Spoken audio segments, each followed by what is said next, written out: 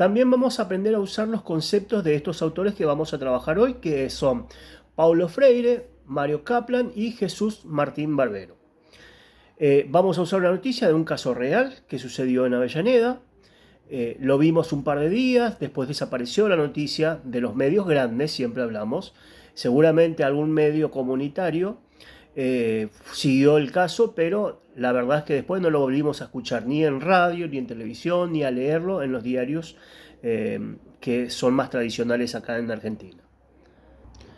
Así que bueno, vamos a comenzar con el punto 1, lo tengo acá, por eso tengo la mirada de por ahí que se me va para ahí, porque lo estoy leyendo, porque quiero que ustedes sigan el hilo y no se pierdan. Entonces, el punto 1 habla sobre la introducción, de comunicar para transformar. En la vida cotidiana estamos rodeados de mensajes, televisión, redes, radio, noticias. Dice, sin embargo, no todos los mensajes tienen la misma intención. Algunos buscan informar, otros entretener y muchos convencer o influir.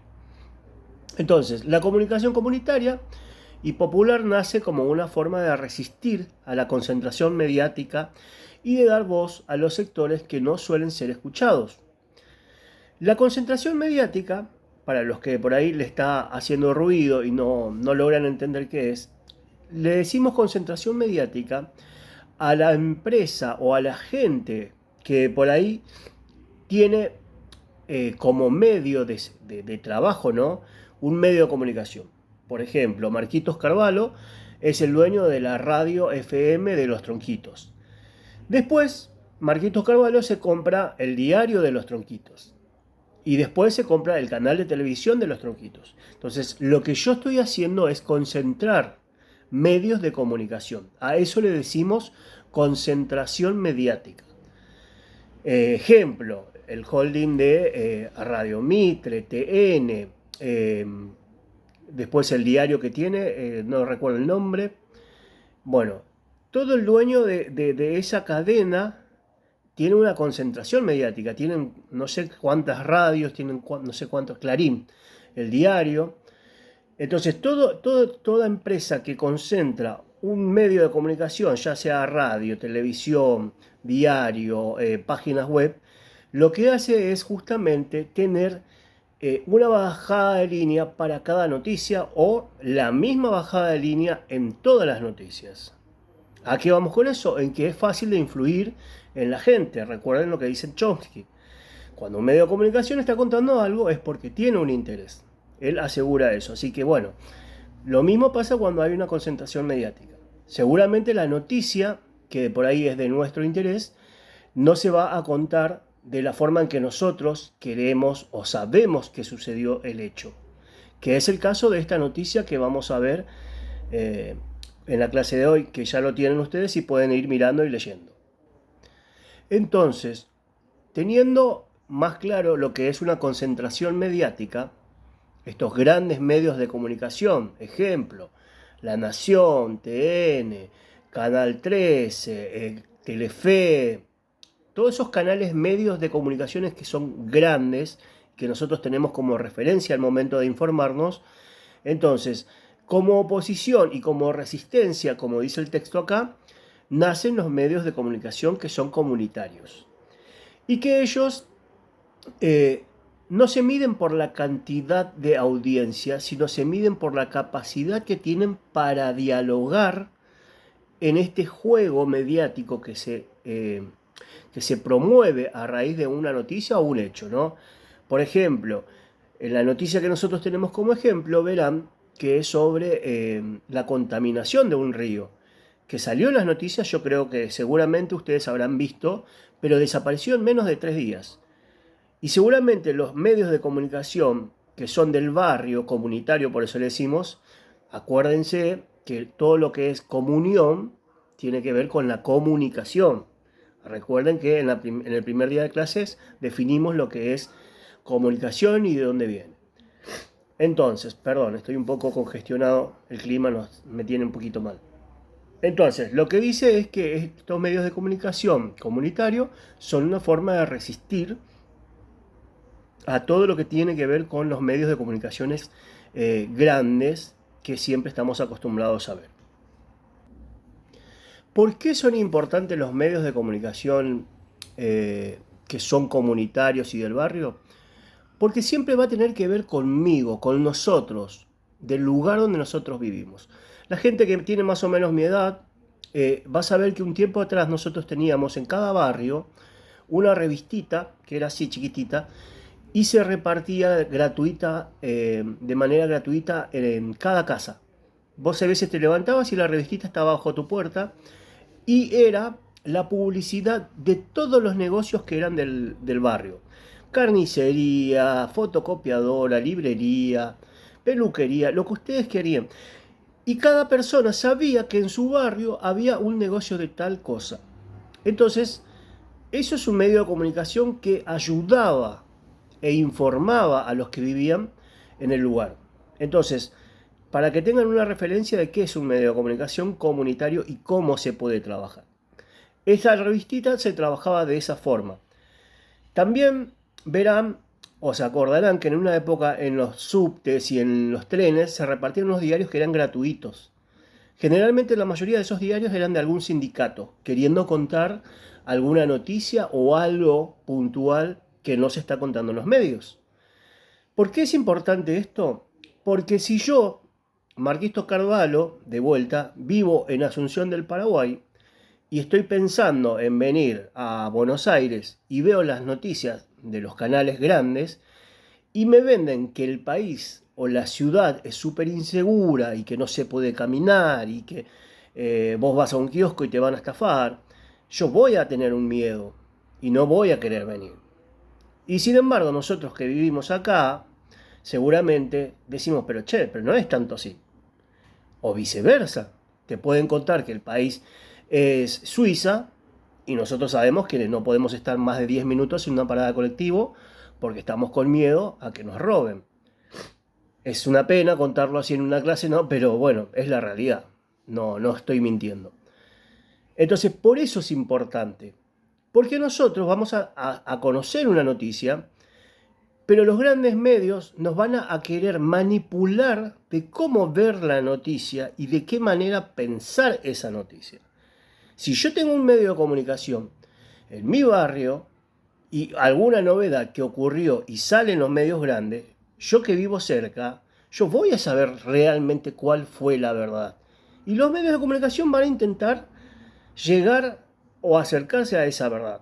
Muchas veces lo van a hacer porque quieren tener primicia, entonces no les interesa buscar más información, y otros lo van a hacer a propósito, queriendo manipular la información, para bien o para mal, positivo o negativo.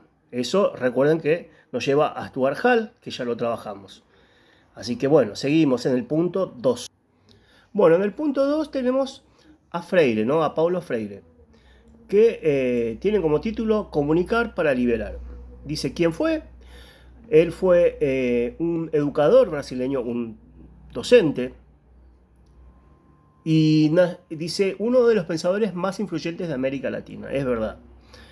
Dice que vivió en una época de grandes desigualdades sociales y dictaduras en la región, en Brasil. Su obra más conocida, Pedagogía del Oprimido, que lo lanzó en 1970, propone una educación liberadora basada en el diálogo, no en la imposición. Si ustedes averiguan un poco, van a enterarse que Brasil hasta hoy en día la educación no es gratuita. Y encima, la gente que quiere estudiar es una de las más caras de la región, si no me equivoco. Y es dificilísimo, las que son universidades públicas, tienen un alto porcentaje de rendición, o sea, uno tiene que ser súper inteligente y los exámenes son de 99.9 para poder aprobar. O sea, todos los que están en esa universidad tienen un intelecto así terrible.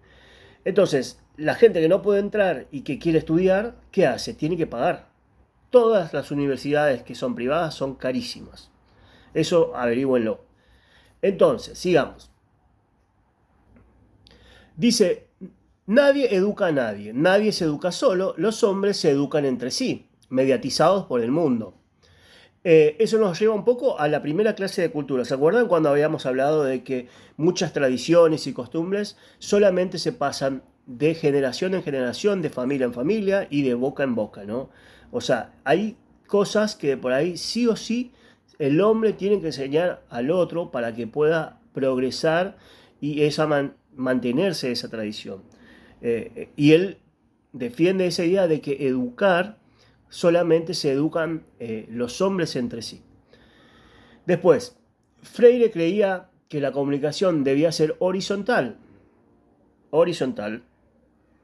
entre iguales y no vertical, donde uno enseña y el otro recibe, que es más o menos la temática que nosotros tenemos en los tronquitos. Nosotros, si ustedes van a una universidad más tradicional como la UBA, por ejemplo, es muy probable que van a encontrarse al profesor en una especie de tarima arriba y los estudiantes abajo. Y la clase de él no va a ser como nosotros lo hacemos, que charlamos y preguntan y yo le respondo, no. El profesor sube y su clase se llama expositoria. Eh, o sea, lo que hace es, sube, habla, cuenta sobre su materia y chao. La clase está ahí, ustedes la tienen que leer. Si escucharon, escucharon. Si no escucharon, es un tema del estudiante. Generalmente es así. El FINES y la mayoría de la educación pública, por lo general, en los últimos años cambió, por suerte. Tenemos esta cosa más distendida de que ustedes preguntan. Es más, hay cosas que por ahí yo no sé y ustedes me cuentan y vamos intercambiando información. A eso se refiere él. Bueno, y como verán ahí, tienen como ejemplo los talleres comunitarios. Nosotros podemos decir, no somos un taller, pero nos parecemos mucho a un taller comunitario de adultos mayores, donde aprenden a usar el celular, redes sociales. Nosotros hacemos muchos trabajos de eso. Si bien no estamos dentro de lo que sería un taller, creo que es un nivel un poco más arriba, pero sí podríamos decir que tenemos muchos rasgos que nos parecemos a... Bueno, después tenemos a Mario Kaplan. Kaplan fue un comunicador uruguayo, pionero de la educación popular en América Latina. Otro profesor más. Vayan teniendo en cuenta eso. Trabajó en radios comunitarias y en proyectos educativos. Dedicó su vida a mostrar que la comunicación no es un acto técnico, sino un proceso educativo. Vieron que la mayoría de los periodistas casi siempre terminan siendo docentes, porque la información, el periodismo, tiene que ver con eso. Es un poco educar todo el tiempo o enseñar. La idea de esta materia, sobre todo, es que ustedes aprendan a analizar, a leer un texto, a ver un video, a escuchar un audio y no quedarse con esa idea que le están vendiendo, sino analizarlo. ¿Por qué me lo cuenta en ese tono? ¿Por qué usa esa música de fondo? ¿Por qué usa ese titular tan grande? Todo eso, la idea de esta materia es eso, que ustedes reaccionen ante las noticias para que ustedes puedan tener un pensamiento mucho más crítico. Esa es la idea. Y Kaplan dice que comunicar no es informar, es generar conciencia, es convocar a participar. Eso es lo que dice él. Entonces, comunicar no es informar, es generar conciencia, es convocar a participar. Lo mismo que le acabo de explicar recién respecto a la materia. O sea, la idea de esto es que ustedes no se queden solamente con lo que leen o escuchan en la noticia, sino que participen por lo menos desde su casa o desde acá, pensando, no, pero esto realmente es así o realmente... Entonces, lo más recomendable siempre cuando una noticia no te cierra, cuando hay un ruido, recuerden a Shannon, es buscar otro medio de comunicación que no sea de la misma vertiente, de la misma línea. O sea, si yo estoy escuchando la noticia en TN y no me cierra, no voy a buscar a Clarín o a Canal 12, que es parte de la misma empresa. Voy a buscar una competencia. No sé, a Página 12, seguramente voy a buscar Crónica, para poder justamente ver diferentes miradas, ¿no? Diferentes formas en que cuentan una noticia los diferentes medios opuestos, que son rivales. ¿Se entiende? ¿Y cuál es la diferencia que propone Kaplan? Él dice que los medios, dice que la comunicación para informar es transmitir datos nada más, sin participación del otro. No hay feedback, O sea, yo te cuento y vos escuchás. Nada más. Sin embargo, la comunicación para formar dice que hay diálogo, hay reflexión y hay una interacción. O sea, si yo tengo una novedad para contar, yo te lo cuento, vos me contás tu mirada de pensar y yo ahí comienzo a preguntar por qué y empiezo a moldear la información porque digo, bueno, esta noticia pasó allá, pero ellos lo entienden o lo interpretan de esta forma por este motivo. Hay un análisis, interactuamos y salen otro tipo de información, ¿no? O formas de contar algo. A eso se refiere. Y finalmente tenemos en el punto 4 a Martín Barbero, Jesús Martín Barbero, y dice, de los medios a las mediaciones. Quien fue un teórico colombiano que cambió la manera de estudiar la comunicación. Su obra de los medios a las mediaciones, que lo lanzó en el 87, propone dejar mirar solo los medios y observar cómo la gente lo interpreta. Transforma y resignifica los mensajes. O sea, este señor no es que analizó a los medios, analizó a la gente, cómo lee los medios. Cuando digo cómo lee los medios es cómo recibe cada noticia y cómo lo interpreta. ¿Se acuerdan que decíamos que Stuart Hall codificaba y el otro decodificaba? Siempre va a depender de lo que el otro tenga como conocimiento. ¿Se acuerdan que pusimos ejemplos? Si yo vivo en Alemania, no voy a tener el mismo conocimiento de una persona que tiene una vida en Jujuy y la noticia es de Jujuy. ¿Se entiende? No es que el alemán sea un ignorante, no tiene la misma información que el otro y viceversa. Seguramente va a ser así. A eso se refiere más o menos Stuart Hall y ahora Martín Barbero. ¿Se dan cuenta como todos los autores siempre tienen algo en común? Entonces, su enfoque no está en los medios, sino en cómo lo leen o cómo lo resignifican las personas al momento de recibir una información. Y es más, redobla la apuesta y dice que el sentido no está en el mensaje, sino en el proceso de la mediación entre la cultura y los medios. O sea, él dice que la información va a tener un peso y una validez, pero seguramente ese peso y esa validez va a cambiar siempre de acuerdo a la persona, a la persona que lo recibe y el conocimiento que tenga sobre lo que se está hablando, ¿no? Sobre la información. ¿Se entiende? Y tenemos ahí un ejemplo sobre la misma noticia que vamos a trabajar, ¿no? Dice, los vecinos de Villa Inflamable suben videos mostrando el color del canal o comentan en redes lo que viven. Eso significa que están mediando la noticia, la transforma desde su experiencia. Porque claro, en los grandes medios ellos lo van a contar, depende del tipo de conveniencia que tenga el medio de comunicación.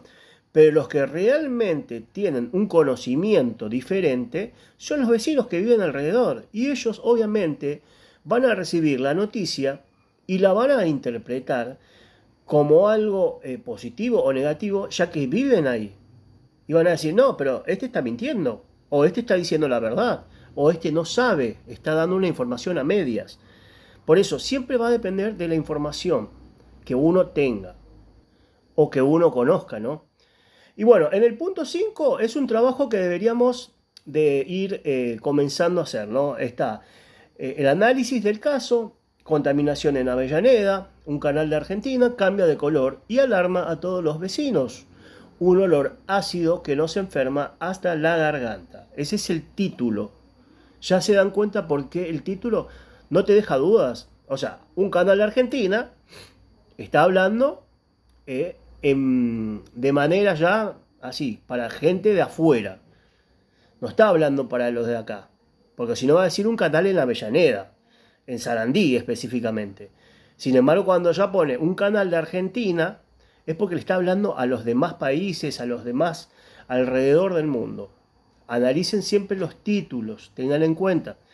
Estas cosas no son casualidades, están pensadas, como Stuart Hall, codificadas. Dice, alarma a todos los vecinos. Entonces, está ahí el link de la noticia, que yo ya les pasé igualmente. Y dice, en esta noticia se describe cómo los vecinos de Villa Inflamable, Avellaneda, denunciaron la contaminación de un canal que cambió de color y comenzó a emitir olores tóxicos. Es mentira, esos olores siempre están. Cualquier persona que pase por ahí siempre la siente. O sea, no es que solamente porque cambió de color esos olores salieron. Eso es una cosa, yo como vecino lo sé. El hecho fue cubierto por medios nacionales, pero también comentado por páginas locales y organizaciones sociales. Una de estas páginas es esto que nosotros estamos leyendo. Y dice, siguiendo a Freire, Kaplan y Barbero, podemos pensar, estas preguntas son guías, no es que yo la tengo que responder textualmente, esto es para que a mí me guíe. Entonces yo si voy a analizar esa noticia, te pongo 3 preguntas para que, para que vos te guíes. O sea, si yo tengo que analizar algo, entonces voy a leer esta pregunta. A ver, ¿qué voces aparecen y cuáles no? Cuando yo voy a leer la noticia y me hago esta pregunta, ¿qué voces aparecen? Cuando digo voces, estoy hablando de la figura, ya sea institucional, ya sea vecinal, ya sea educacional, municipal, voces, la figura, representante, ¿se entiende? Es un sinónimo de lo que significa voces. No es que yo textualmente quiero saber la voz de quién, no. La estoy hablando de la figura, de la representación. O sea, ¿qué figuras? Entonces podría decir los vecinos, podría ser la gente adulta, podría ser los niños, podría ser la escuela educativa, la comunidad educativa, perdón. Podría ser el municipio, representantes del municipio. El municipio debe tener alguna oficina dedicada a ambientación, ¿se entiende?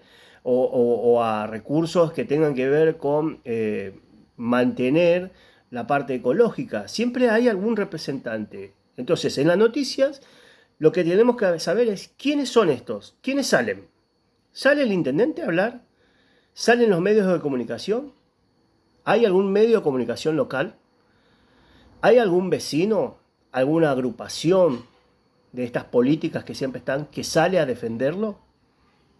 Busquen eso en la noticia. ¿Quiénes están? ¿Hay alguna ONG? ¿Hay alguna radio que sea de la comunidad?